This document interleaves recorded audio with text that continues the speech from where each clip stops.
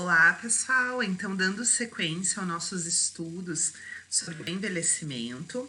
Então, essa é a terceira aula, onde continuaremos a falar um pouquinho do envelhecimento nessa perspectiva mais voltada ao biológico, tá? Então, aqui a gente vai falar um pouquinho dos órgãos dos sentidos. Então, o que pode acontecer é astigmatismo, né? Pela mudança na curvatura da córnea. E o halo senil, que é aquela mancha, né, que a gente enxerga no olho de algumas pessoas idosas. E por que acontece isso? Deposição de colesterol, sais de cálcio em torno da córnea, né? A penetração da luz também é diferente, né? Então, coloquei esse dado, aos 70 anos é 1/3 da quantidade do jovem.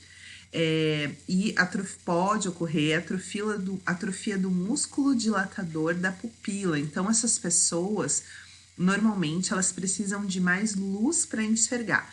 Então, quando fazemos uma visita domiciliar ou quando cuidamos de idosos, seja numa ILIP ou em um hospital, é muito importante que o ambiente seja bem iluminado. Quando nós estamos na sala de aula, nós até fazemos uma dinâmica que é fazer um óculos, né? Um protótipo de óculos com plástico para que a gente possa caminhar um pouco para a gente entender como seria esse processo, né? Fazer uma comparação, digamos assim. Outro efeito é a dificuldade para ter o foco perfeito, então dificuldade para ler. Então, sempre que possível ter letras maiores, né? Então, muitos idosos abandonam a leitura porque não conseguem ler. Então, sempre escolher livros e coisas com letras maiores, né? Então, sempre que a gente for fazer uma avaliação de enfermagem, é importante verificar a acuidade visual para ver o nível, né? Como que tá essas alterações na visão. Outra alteração é a perda da acuidade auditiva, né, que pode ocorrer. Então, acho que isso é muito importante. Até na universidade, nós temos um ambulatório com o pessoal da fonoaudiologia. Esse ambulatório, ele fornece até os aparelhos auditivos, né, via SUS, e elas fazem toda a avaliação da acuidade auditiva ali na universidade. Então, essa é uma coisa que a gente tem que verificar também, né? A questão da acuidade auditiva. Então, sempre que o idoso, né, ou sua família banalizam essa questão da audição, isso vai interferindo em outras áreas, né? Na comunicação, principalmente. Então, é importante monitorar e, desde que haja necessidade, fazer o uso do aparelho. Essas alterações visuais e também auditivas, elas propiciam quedas, né? Então, reduz a acuidade visual, a gente já viu ali nas cartilagens, né? Então, todos esses fatores que a gente viu até agora, eles também contribuem para quedas, auxiliados a outros fatores, né? Mas por isso que é importante fazer essa avaliação e adaptar o ambiente. Então, aqui eu coloquei um dado, né, de fatores associados a quedas em uma coorte de idosos residentes na comunidade. Coorte é um corte, né, uma fração dos idosos na comunidade. Então, aqui tem alguns fatores associados. Ó, o que foi bem significante é o que está menor do que 0,001. Então, o que foi bem significante foi antecedentes de fratura óssea e dificuldade para fazer de 1 a 3 atividades. Então, a gente vai ver na aula de avaliação do idoso que é super importante a gente fazer a avaliação das atividades da vida diária, do que ele está conseguindo fazer em casa. Quando ele apresenta dificuldade na realização de uma ou mais atividades, ele está mais propenso à queda, tá? Outros efeitos a gente pode descrever no sistema osteomuscular. Então, a composição do osso, né? Então, os osteócitos, eles diminuem. E isso faz um desequilíbrio também. Ele tem, né, um desequilíbrio no metabolismo do cálcio e vai perdendo a matriz óssea. Então, é muito importante que, ao longo da vida, o adulto ele possa se preocupar com os níveis de cálcio e fazer a reposição quando for recomendado, né?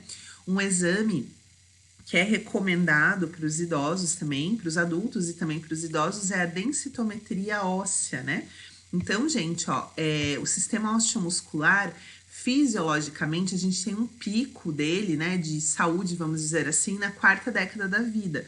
Depois nós começamos a ter a perda óssea. Então, na mulher, essa perda óssea se acentua após a menopausa, o que predispõe, né, à osteoporose e, consequentemente, fraturas. Então, aqui está um exemplo, né, de um osso poroso aqui com vários poros, né? Então, o osso fica frágil. Até, por exemplo, ao sentar em algum lugar, às vezes a pessoa, a gente sempre orienta que ela sente confortavelmente, não se jogue, né? Não jogue o peso quando vai sentar. Então, até uma coisa como essa, um tropeção, pode propiciar fraturas, né, em quem tem osteoporose. Então, o que acontece? As cartilagens, de uma forma geral, vão perder água, vai aumentar as fibras de colágeno em espessura, então vai ficar mais difícil, né, para fazer os movimentos, e a pessoa vai ter menor resistência mecânica nessas cartilagens, elas vão rachando, né? Então, isso, além de provocador, provoca sérias fraturas, ok? Também, pessoal, no tecido muscular, vai haver uma redução na massa muscular, né? Essa pessoa vai perder musculatura. Então, é bem importante, além de manter o peso, né? Controlar o peso, os nutrientes, verificar essa questão muscular. Então, fazer atividades físicas, né? Adaptadas para cada pessoa. Então, a musculatura é comumente substituída por gordura e por tecido conjuntivo. Então, o que isso vai propiciar no idoso? Reduz a força muscular dele e também reduz o peso corporal. Então, é muito importante a gente verificar, na nossa avaliação de enfermagem, como que está a força muscular, de uma forma geral, das mãos, das pernas, né? Como ocorre, né, esse declínio, ele pode ter maior esforço para realizar vários tipos de movimentos. Todos os idosos vão apresentar isso? Sim. Porém, alguns com maior intensidade, outros com menor intensidade, né? Então, como nós vimos antes, tudo vai depender de uma série de fatores individuais e coletivos, ok? Sistema nervoso, então a gente tem perda de neurônios, né? Cerca de 10 mil por dia a partir dos 30 anos. Então, o cérebro, ele pode ir atrofiando, né? Tem alguns dados de redução de 5 a 10% do seu peso aos 90 anos. Então, reduz os neurônios, sobretudo no córtex, né? Então, o que a gente pode fazer para retardar esse processo, né? Muita atividade cerebral. Então, nas atividades de saúde do idoso em casa, que vocês postaram, tiveram várias ideias para manter o cérebro ativo. Então, em um planejamento de enfermagem, seja no hospital, numa ELIP ou na residência, é muito importante ter exercícios para ativar memória, cognição, raciocínio, certo? Então, isso entra no planejamento. É como uma atividade física, como a higiene corporal, é atividade mental. Isso deve estar no planejamento de cuidados, tá? Além disso, pessoal, os níveis de acetilcolina, dos receptores colinérgicos, da serotonina, das catecolaminas, da dopamina, eles reduzem. Então, o que pode acontecer? Maior propensão à depressão, à tristeza, à melancolia. Então, claro, todos nós teremos essas situações durante a vida, esses momentos, né? Mas lembrando que os idosos têm maior propensão a ter essas quedas importantes, né? Então, o que a gente pode fazer? Coisas que estimulem a produção, né? Então, assim, cantar, fazer atividades que tragam espiritualidade, né? Que tragam tudo que há de bom para essa pessoa, cantar, ver um filme, conversar com algum amigo, ver fotos, né? Então, comer uma coisa diferente, fazer alguma atividade diferente. Então, isso pode estimular essas questões também. Então, olha que linda essa foto, né? É bom se todos os idosos pudessem envelhecer assim, né? Com condições adequadas dentro de casa, com uma companhia, com aqui, claro, os animais estão representando a parte espiritual, né, do que traz de bom, com a foto aqui de uma família, né, mas a gente sabe que essa não é a realidade em todas as residências. Então, nós, enquanto profissionais da saúde, da enfermagem, nós temos que olhar para todo o público idoso, né? Como eu já falei em aulas anteriores, tanto que tem uma família grande, como que tem uma família pequena, quanto que está sozinho, quanto que está em um hospital, em uma ELIP, na rua. Então, a gente tem que ter projetos e planejamento para todos esses públicos, tá? E lembrando que ter um idoso vivendo em uma casa com muitas pessoas não é sinônimo de saúde, né? Física e mental, porque às vezes ele é isolado, não é ouvido. Então, a gente realmente tem que fazer uma avaliação bem criteriosa, né? Da vida, né? Dos hábitos dessa pessoa, ok? Além disso, então, a gente pode ter alterações no sistema nervoso, que é o aumento do limiar da dor. Então, todos nós temos um limiar, né, de dor que é muito particular. Eu, por exemplo, tenho um limiar da dor meio baixo, né? Sou meio histérica, assim, para tirar sangue, aquilo dói. Tem pessoas que, né, tranquilo. Então, isso tende a baixar com o envelhecimento. Então, veja, claro, a gente pode fazer uso da medicação prescrita pelo médico para alívio da dor, estimular realmente, fazer uma avaliação dessa dor para que realmente dores sejam tratadas, mas não só do ponto de vista farmacológico, né? Então, a gente pode usar também medidas não farmacológicas para redução da dor.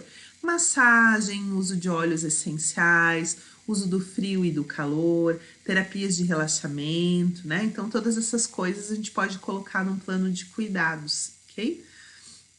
E são pessoas que têm maior redução da sensibilidade, tanto cutânea quanto visceral, né? Então, essa fragilidade, então essa sensibilidade, ela ocorre mesmo, né?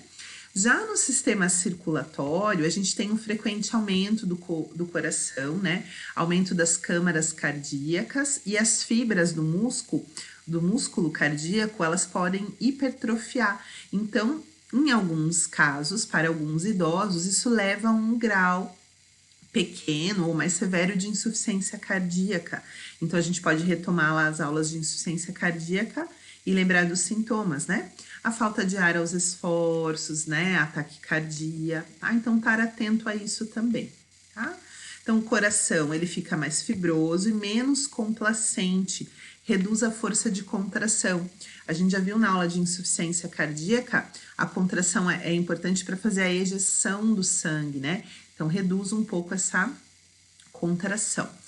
Pode haver acúmulo de gordura na superfície do coração, acho que mais ainda com nossos hábitos de vida, né, na atualidade, nas cidades. E há uma tendência a espessar e calcificar as válvulas cardíacas, não só as válvulas, mas todos os vasos de uma forma geral, né, do corpo. Então, isso pode aumentar, no caso dos vasos, a resistência vascular e dificultar a circulação sanguínea, tá? Também podem ocorrer alterações na condução desse estímulo cardíaco, né? E redução da resposta ao exercício. Então, a pessoa pode não conseguir fazer determinadas coisas. Então, aí, muito importante a gente fazer essa avaliação, né? Dos sinais vitais, de como ficam esses sinais vitais ao repouso e ao exercício, sintomas ao exercício, né? Sempre monitorar. No sistema respiratório, pessoal, o que pode acontecer, né, com a caixa torácica, com os músculos respiratórios? Uma redução da complacência, né, e da amplitude da caixa torácica. Então, ele respira mais curtinho, né? Então, isso faz com que ele canse mais rápido e faz com que ele reduza também o seu poder de tossir. A tosse é importante para a gente fazer a eliminação das secreções, né? Então, pode ser que ele tenha dificuldade em fazer isso, tá? Nesse caso, exigiria mais aqui do diafragma para fazer o trabalho respiratório. Então, sempre é importante avaliar a capacidade respiratória da pessoa idosa, tá? Além disso, na árvore brônquica, pessoal, e nos pulmões, o peso do pulmão diminui, né? Então, assim, pode haver maior redução para fazer a troca gasosa. Então, a gente tem que avaliar muito essa questão respiratória. Então, tem idosos que a gente vê que após o banho, eles ficam destruídos, como se tivessem corrido uma maratona, né? Pelo cansaço ali de se agachar para tomar o banho, para trocar de roupa. Então, sempre fazer essa avaliação em diversos momentos, tá?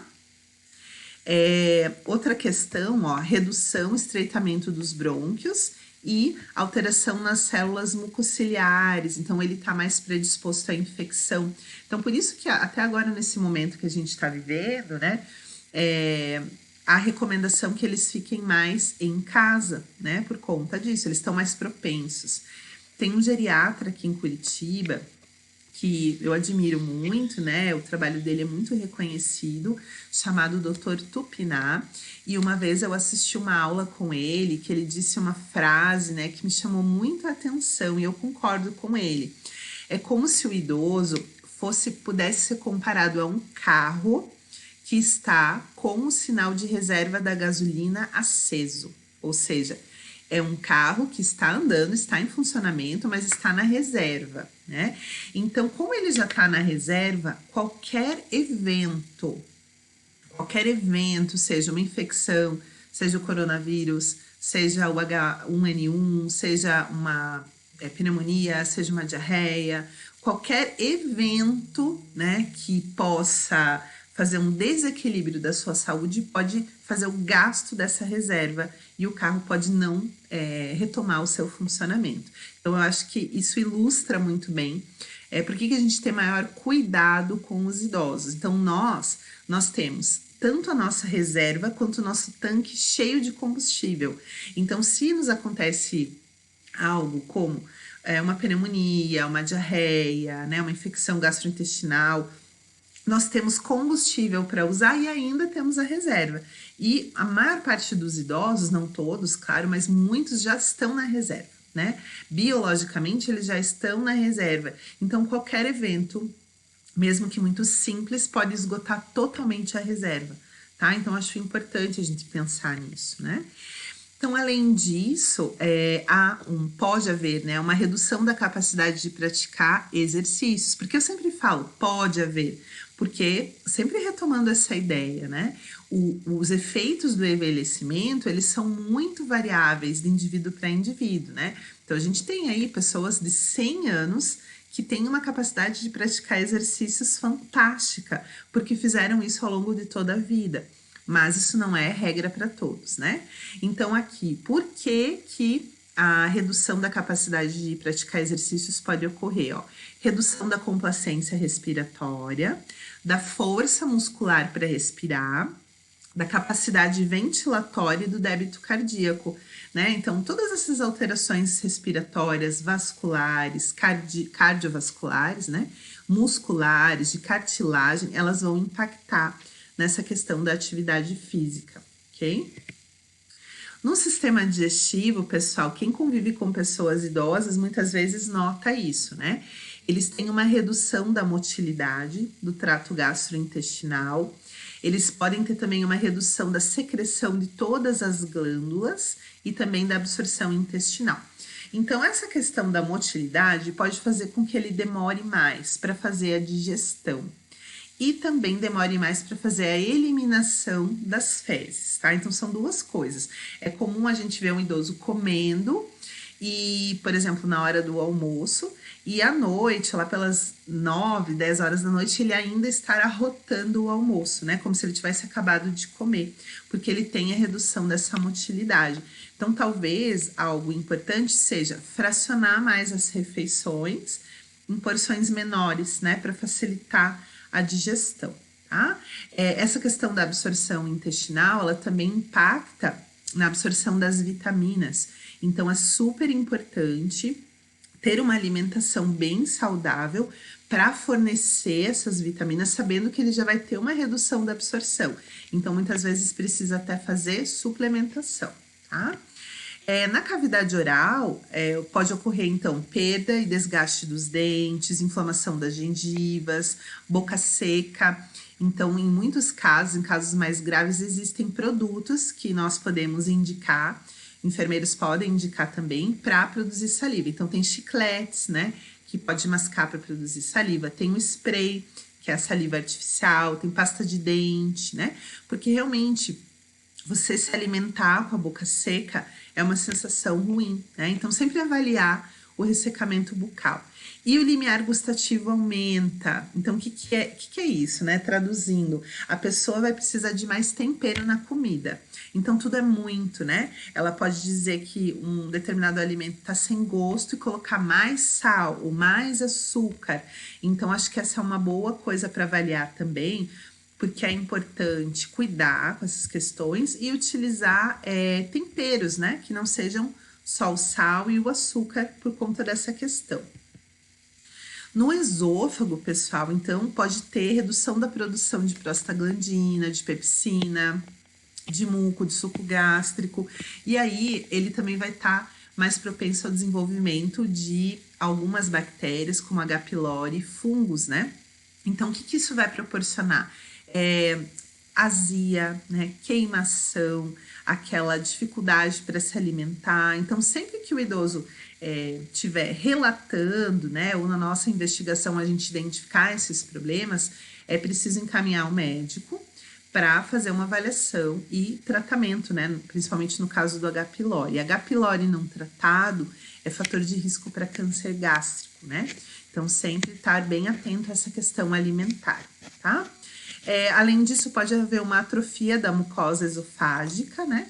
Então, maior propensão a ter gastrite e discreta a moderada redução do esvaziamento gástrico. Então, é isso que eu falei, ele come, por exemplo, no café da manhã, e na hora do almoço ele ainda tá com aquela sensação que o café não desceu. Então, qual que é uma forma de tentar amenizar isso? Fracionar mais as refeições, né? Tentar comer mais vezes ao dia, em menor quantidade, no intervalo de horas, né? Mais fracionado, para que possa haver esse esvaziamento gástrico, ok? É muito comum, inclusive, idosos vomitarem, né? Então, depois de uma refeição, vomitar, ou horas depois de uma refeição, vomitar. Quando ele faz uma refeição muito copiosa, né? Um prato muito cheio, tá? Intestino delgado, então, reduz a absorção de algumas vitaminas, então, cálcio e principalmente vitamina B, tá? Então, sempre tá de olho também nessa questão de necessidade de reposição. Como que a gente pode ver essa questão, né? As vitaminas estão muito ligadas à queda de cabelo, enfraquecimento das unhas, a infecções de repetição, frio exagerado, né? Então, as vitaminas, elas regulam muito isso. Então, tá sempre de olho nessas outras queixas também, tá? Intestino grosso, então, pessoal, atrofia da parede intestinal e o que pode ocorrer são divertículos, né? Claro, não todas as pessoas vão ter, mas o que seria divertículo? É como se eu tivesse, o intestino fosse um asfalto e por ali, naquele asfalto, né, passaram vários carros, né? No caso aqui, o bolo fecal durante a vida toda. E fizeram buraquinhos nesse asfalto, né? Então, esse buraquinho é um divertículo, tá? Esse divertículo, esse buraquinho, podem acumular resíduos ali nesse buraquinho e fazer crises muito sérias, né? Provocar muitas dores, inclusive podem inflamar, levando essa pessoa até a cirurgia. Então, idosos que porventura reclamem muito de dor, né, no abdômen, então tem que ser avaliada essa questão intestinal, tá? Esse é um capítulo importante da nossa conversa, porque há uma recomendação, assim como a gente tem que avaliar a pele uma vez por ano, as mamas, né, anualmente, fazer o exame ginecológico para as mulheres, o exame de próstata para os homens, é recomendado o exame intestinal, a colonoscopia, após os 50 anos, anualmente. Então, se a pessoa fizer a colonoscopia e não tiver nenhum pólipo, ela, em 2 anos consecutivos, ela pode pular um ano, né? Então, daí faria um ano sim, um ano não. Se tiver pólipo, ela tem que repetir anualmente, tá? Então, se a gente fosse fazer uma pesquisa, e acho até que esse é um bom tema para TCC, né? Como que tá o comportamento dos idosos em relação à prevenção do câncer de intestino, tá? É um tema muito importante para a gente pesquisar, tá? Então, além disso, a pesquisa de sangue oculto nas fezes, que é um exame bem barato, né? Bem simples, colocar uma porção de fezes ali em 3 dias consecutivos em um potinho para procurar o sangue oculto. Porque sangue, então as lesões, né? Os tumores, eles tendem a sangrar quando passa o bolo fecal e sai uma estria de sangue ali no exame, tá? Outra questão no pâncreas, pessoal, redução do peso e fibrose, então reduz a secreção do suco pancreático, das enzimas, né, digestivas, lipase, amilase, pepsina, bicarbonato.